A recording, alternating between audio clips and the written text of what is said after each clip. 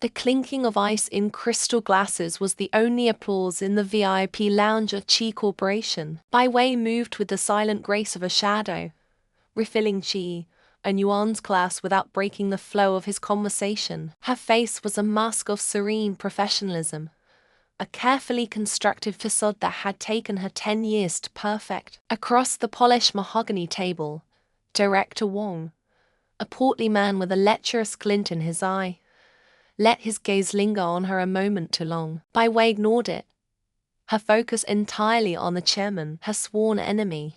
The heavy doors to the lounge burst open, shattering the fragile decorum. "What do you think you're doing?" The voice, sharp and laced with a familiar fury, belonged to Ji Wang. He strode into the room, his expensive suit doing little to contain the raw, untamed energy that radiated from him. His eyes, dark and stormy, were fixed solely on Bai Wei. He ignored his father, ignored the startled VIP guest, and zeroed in on the way Director Wong was still looking at her, smiling at him like that, letting him touch your hand when you poured his drink. He accused, his voice dangerously low.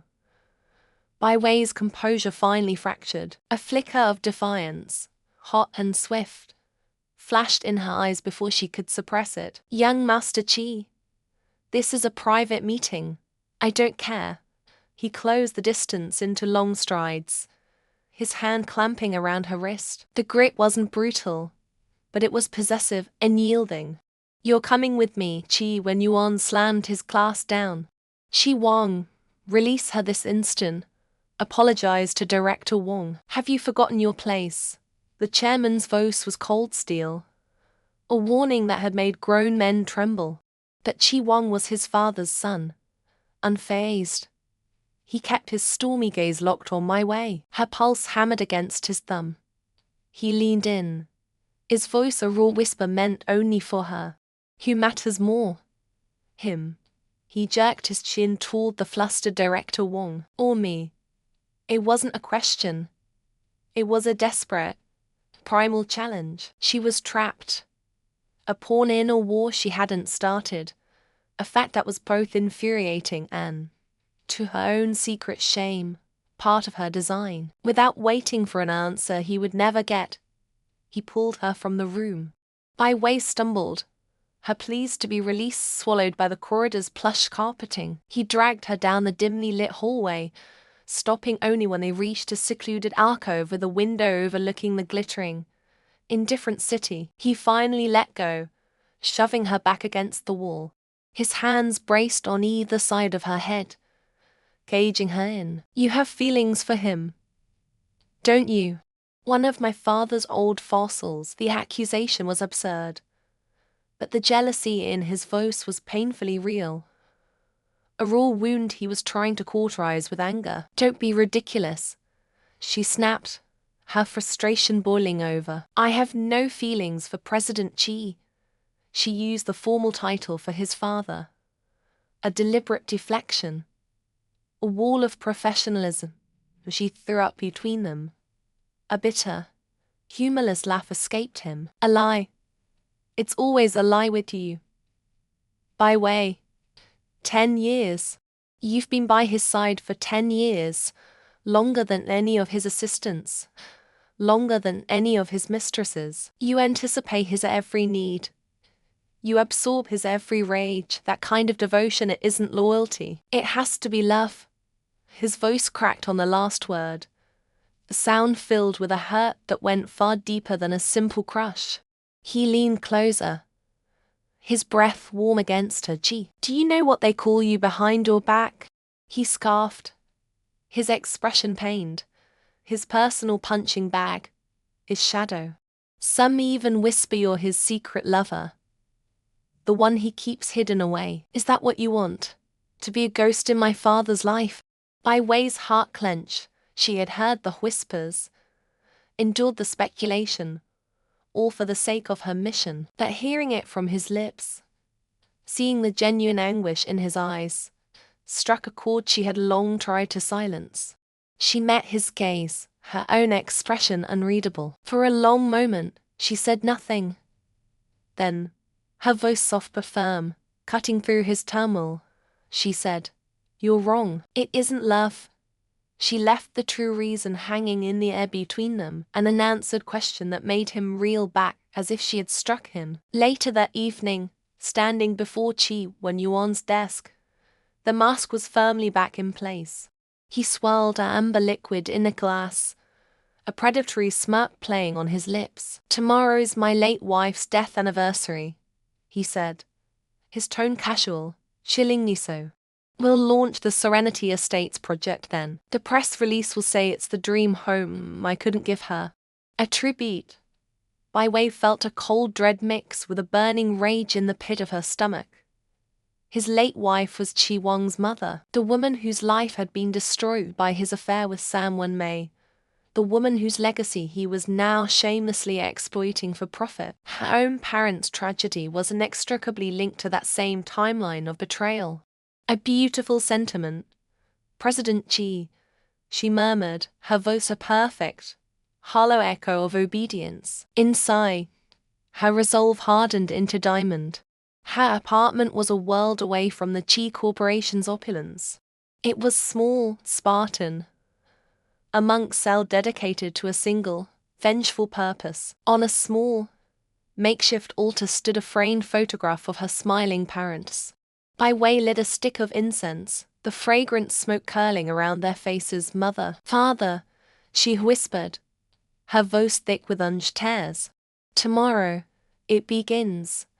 He plans to dishonor another woman's memory. I will use it to destroy him. I will take back our name, our company, our lives. Please, bless this path. Give me the strength to see it through." A sharp knock on the door startled her. She quickly wiped her eyes, her heart seizing in panic. Peeking through the peephole, she saw him, Chi Wang. She opened the door a crack. He stood there, looking lost and boyish under the harsh hallway light.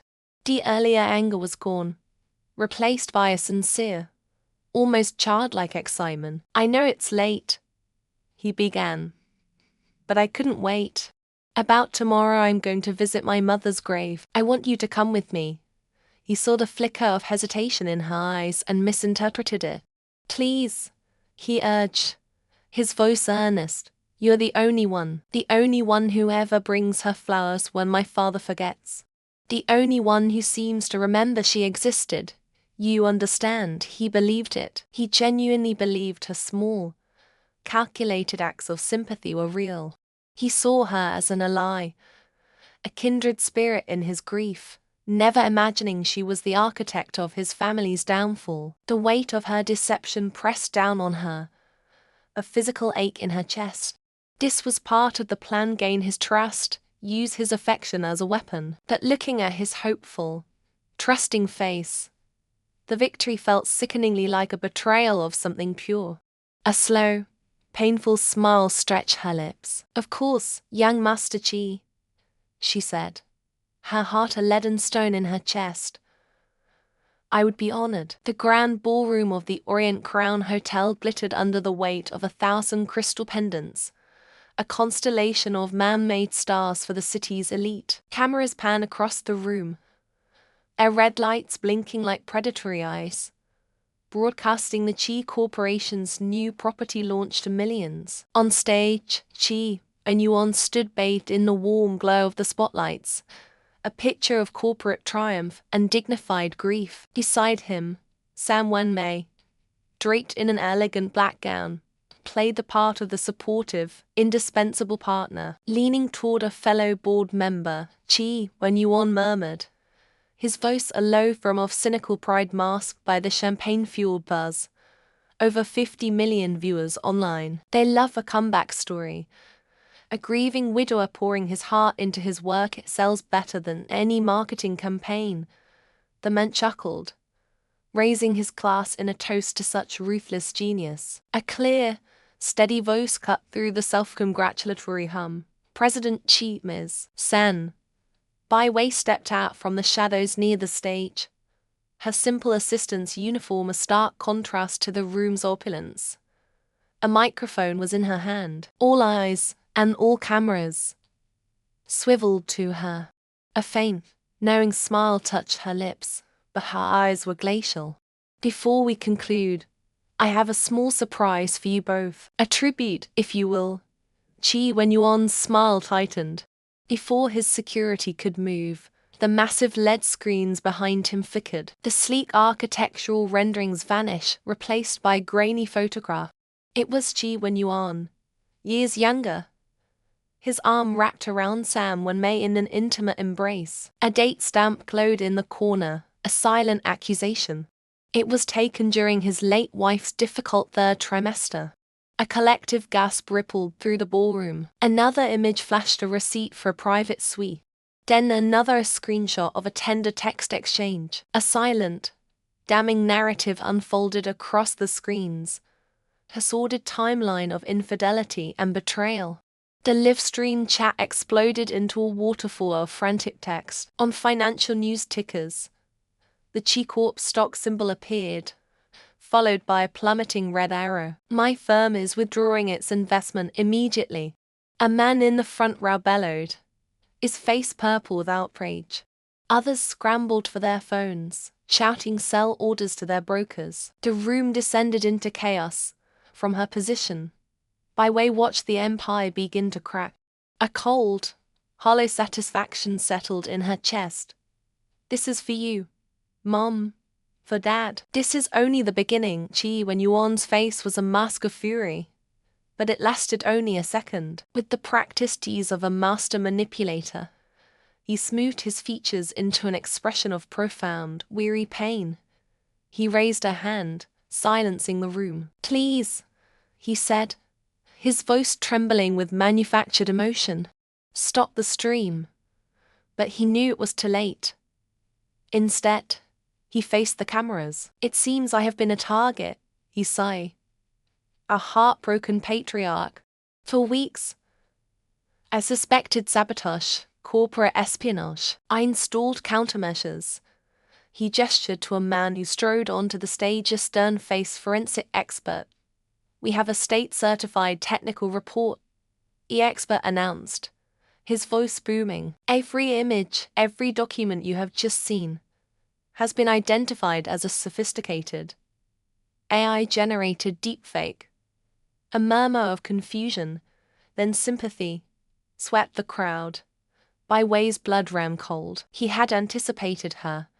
He had a contingency plan this elaborate, this audacious. The expert presented a series of complex charts on the screen, indecipherable to the layman but appearing deeply official. The narrative shifted in an instant. The VIPs, who seconds ago were ready to abandon ship, now looked upon Chi Wen-yuan with pity and admiration. He wasn't an adulterer.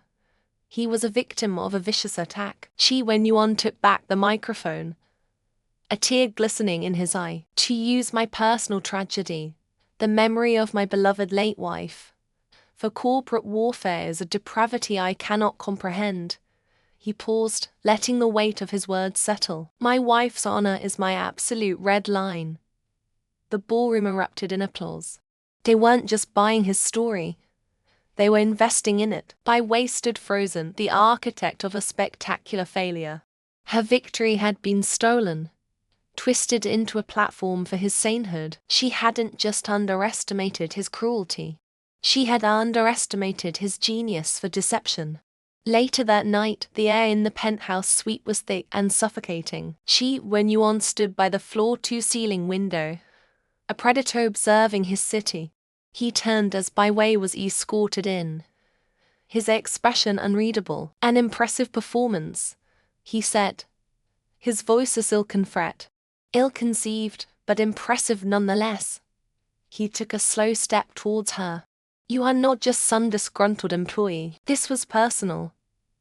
So, tell me, Bai Wei, who are you, really? Before she could answer, the door burst open. Two of his security guards dragged the struggling man into the room and threw him to the floor. It was Xiao Yan, the lawyer. Her heart leapt into her throat. We caught him trying to get to a taxi downstairs, one guard reported. When Yuan's eyes lit with a dark fire of recognition, Mr. Sha, we've been looking for you for a very long time. He crouched down, his voice dropping to a menacing whisper. My late wife's wool. Where is it? I don't know what you're talking about. Xiao Yan gasped, his face pale with terror. President Qi. Stop. Bai Wei lunged forward, trying to place herself between them. He's just a lawyer. The suite door opened again. It was Qi Wang. His eyes, already clouded with the day's drama, narrowed as he took in the scene. Bai Wei, shielding another man from his father. What is this?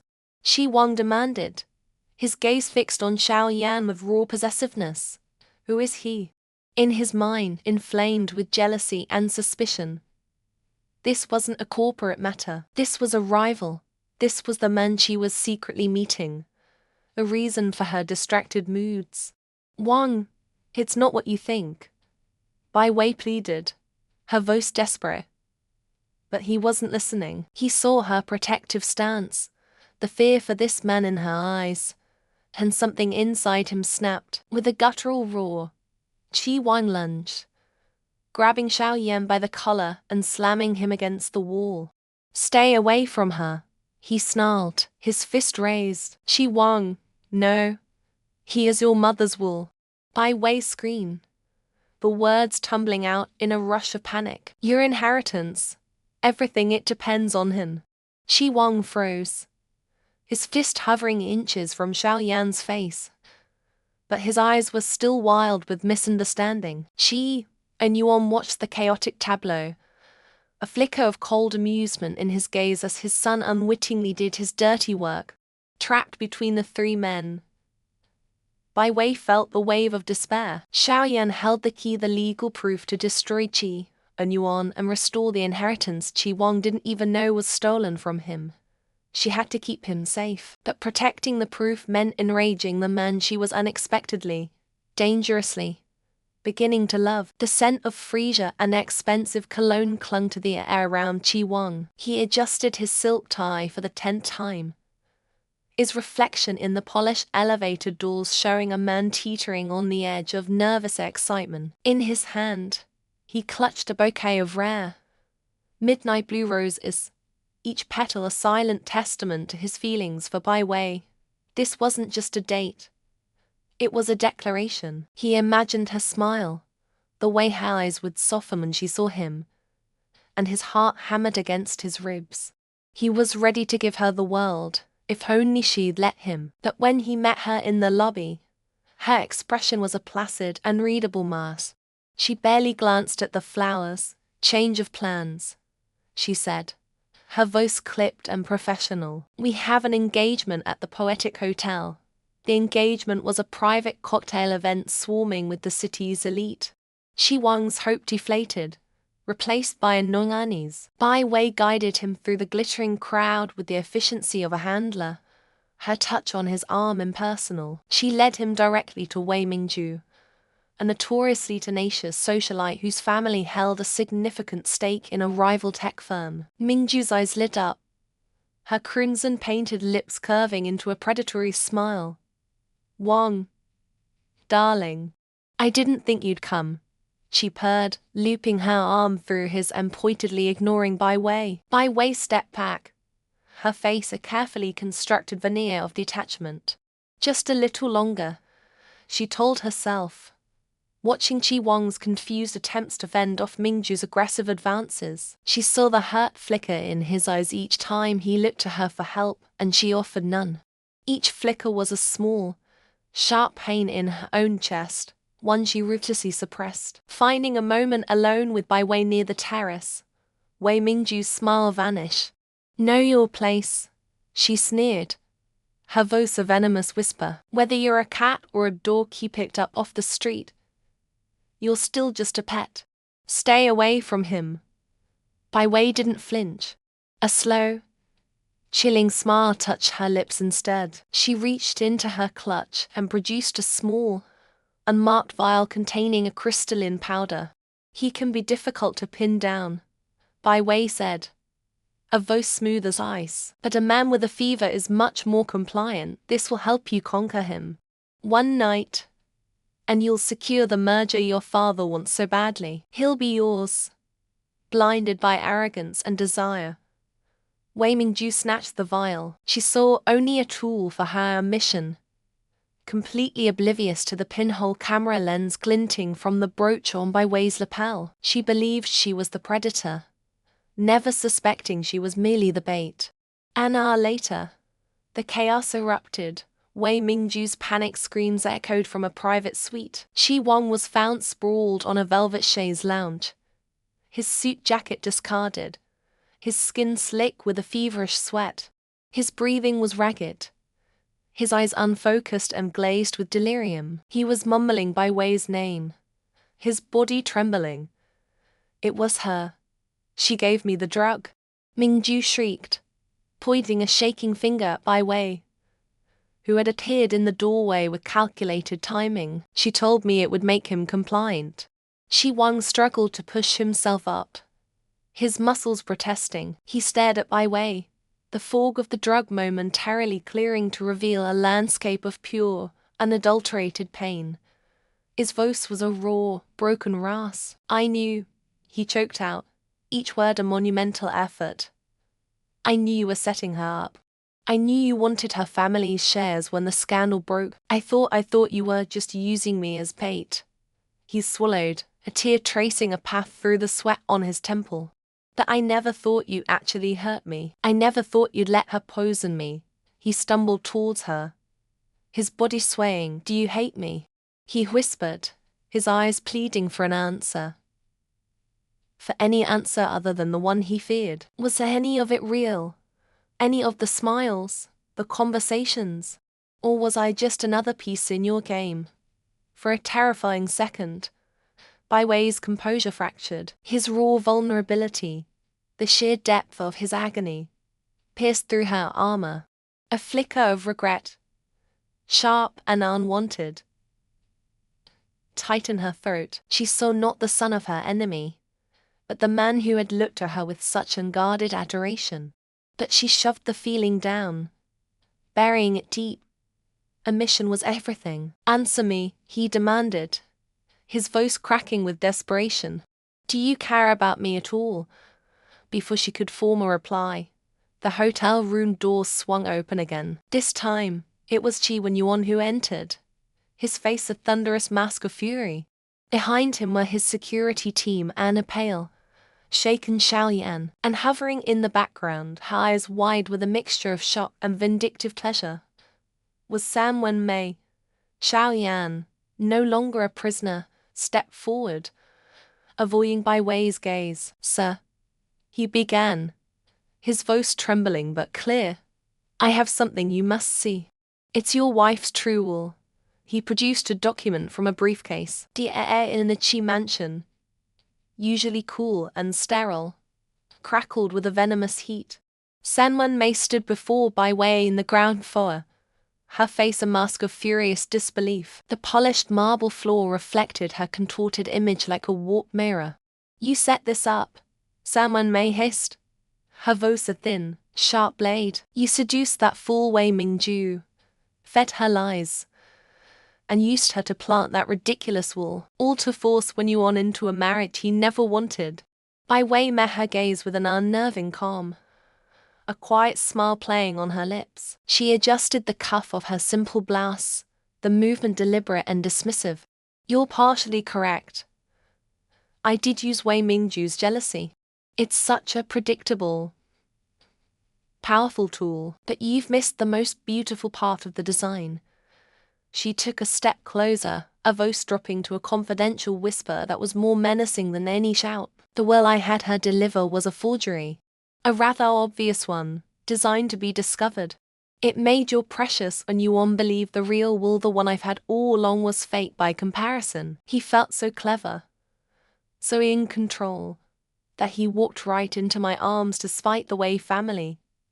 Sam Wen-mei's eyes widened, the color draining from her cheeks. The tactical brilliance of the move was a physical blow, leaving her breathless. Soon, Bai Wei continued, her gaze sweeping over the opulent but empty hall. I will be Madame Chi. This house, your position, everything you've clung to will be mine to manage. And I assure you, I am a very hands-on manager. She let the threat hang in the air. In fact, I will insist the CEO Chi hosts the most lavish wedding this city has ever seen. A public celebration to welcome me. It's only proper.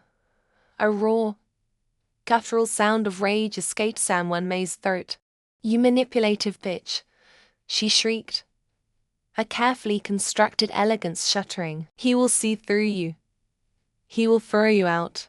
Bai Wei's smile never wavered. Will he? She asked softly. Your threats are empty now. San Wenmei, you were a placeholder. I'm the endgame. She turned to leave.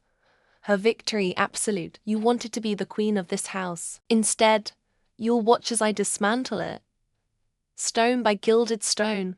Later that evening, the muted glow of a single lamp cast long shadows across Chi Wang's apartment. The space was a reflection of him, modern, minimalist, yet holding a quiet warmth the Chi mansion lacked. He stood by the window, his back to her, watching the city lights blur into a distant river of gold. He had been waiting for her, a silent, brooding presence. I was at the house, he said, his voice low and strained. I heard everything. Bai Wei's heart gave a single, hard jolt. She braced herself for the anger, the accusations, the inevitable disgust. She had used him, and now he knew the full extent of her machinations. He turned, and the fury she expected wasn't there. In its place was a complex storm of emotions: frustration, pain, and a startling, raw admiration. You played them all, he said, a note of wonder in his tone. My father, San Wenmei. The vice-like pieces on a chessboard. Chi Wang.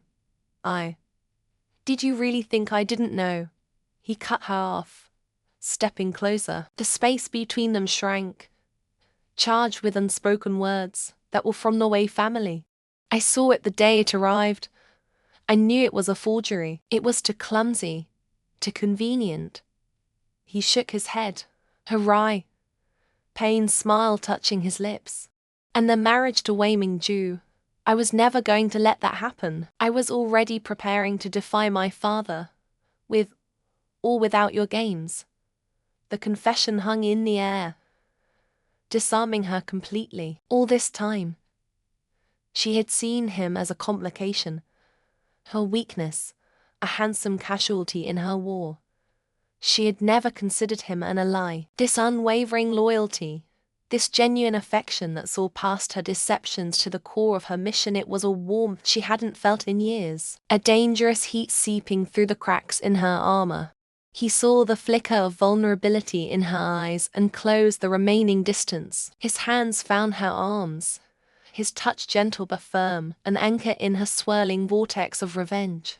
Don't shut me out, he pleaded, his gaze intense, searching. Whatever this is, whatever you're planning, don't do it alone. I'm not letting you go. Not now. Not ever. A ghost of her strategic smile returned, but her eyes held a new, softer light. She leaned into his touch, her silent surrender.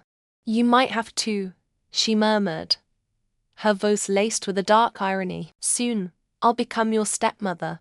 The words were meant to be a barrier, a reminder of the impossible chasm between them. But Chi Wang didn't flinch. Instead, he pulled her into a fierce embrace, his arms wrapping around her as if to shield her from the world, from her own plans. He rested his chin on her head, accepting her, all of her. Their fight was the same. Their target was the same. In that moment, bound by a shared desire for justice, their unconventional alliance was sealed. A few days later, Bai Wei was summoned to Qi when Yuan study. The room smelled of old leather and self-satisfaction. He sat behind his massive mahogany desk, a smug, proprietary smile on his face. He gestured for her to sit, as if granting an audience. The arrangements are made, he announced, steepling his fingers. We will be married out of the month. He leaned forward, his smile turning cruel. Now, let's discuss your new duties as my wife. Your work at the company is, of course, finished. Your place is here. In this house, you will manage the staff, host my dinners, and be available to me whenever I require. You are an asset, by way, and I intend to keep my assets close. He let his gaze drift to the window, a veiled threat lacing his next words. It would be a tragedy if such a valuable asset were to disappear. Bai Wei remained perfectly still, her expression a placid, unreadable mass. She absorbed his insults, his attempts to cage her, filing them away as fuel. You know, he said, leaning back with a chuckle, of all the people who have worked for me, you are the most respected boss I know. The statement was so absurdly ignorant of their true dynamic that it was almost comical. He saw a subordinate he had conquered, a prize he had won. He had no idea he was speaking to his executioner. Suddenly, the study doors burst open. Sanwen Mei, her face wild with desperation, lunged into the room, her target clear. You will not have him, she screamed, clawing through the air toward Bai Wei. Before Bai Wei could even react, Wen Yuan was on his feet, moving with surprising speed. He intercepted Sanwen Mei, grabbing her arms and shoving her back with a force that sent her stumbling. Have you lost your mind? He roared, his face purple with rage. Get out. She is the future Madame Qi. You will show her respect. He stood protectively in front of Bai Wei, a furious shield, and over his shoulder. Bai Wei watched the scene unfold, her composure unbroken.